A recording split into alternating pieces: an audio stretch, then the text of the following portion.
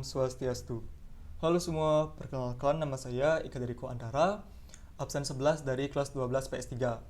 Nah, video ini dibuat bertujuan untuk memenuhi ujian praktek mata pelajaran PPKN dengan materi konflik negara yang terjadi di Laut Cina Selatan.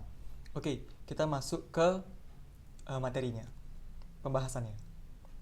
Di sini ada bagan, ada definisi, dampak konflik bagi Indonesia, serta peranan Indonesia di kancah internasional.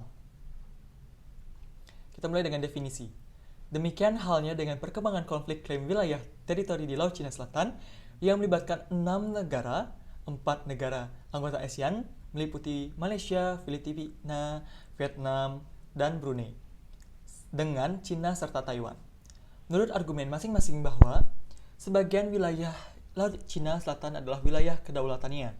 Bagi Indonesia, meskipun tidak termasuk claimant stage, tetapi ada bagian dari Pulau Natuna apabila Cina memaksakan klaim teritori akan masuk wilayah Cina.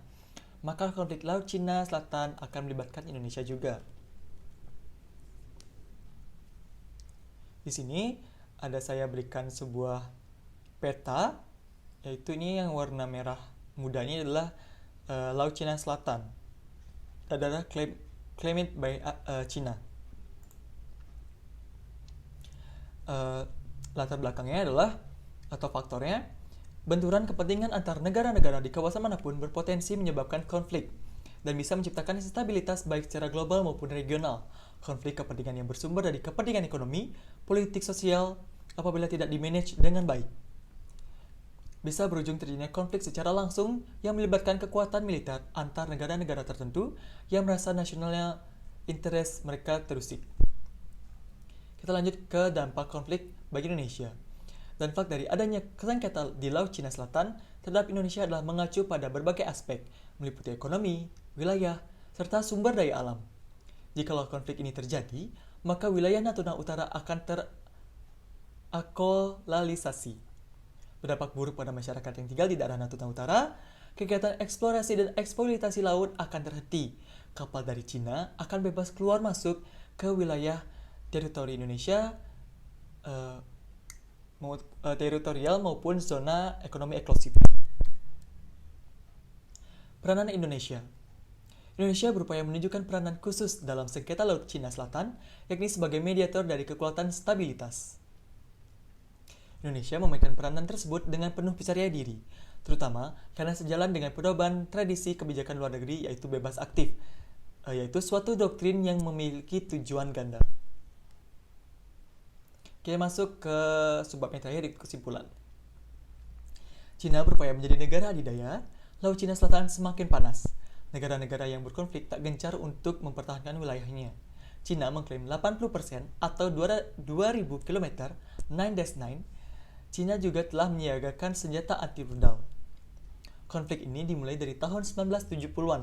Entah mengapa, saat Indonesia telah memiliki laut teritori dan zona eksklusif, tetapi masih saja ada kapal dari negara Cina yang bebal untuk mencari sumber daya alam atau sekedar lewat di Laut Indonesia. Tak hanya itu, hal ini juga terjadi di negara-negara lainnya yang masuk ke daerah laut teritorial Cina itu karena ada sengketanya hal ini. Hal ini menyebabkan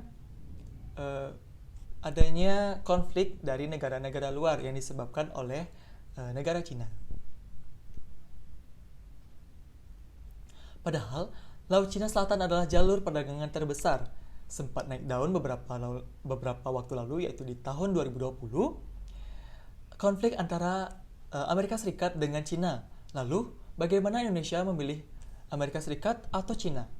Sikap Indonesia tak tinggal diam. Melalui Kementerian Pertahanan, banyak cara telah dilakukan, mulai dari komunikasi dengan Menteri Pertahanan di negara-negara kawasan, tidak memihak mana siapapun, dan bebas aktif, karena tidak terikat fakta manapun.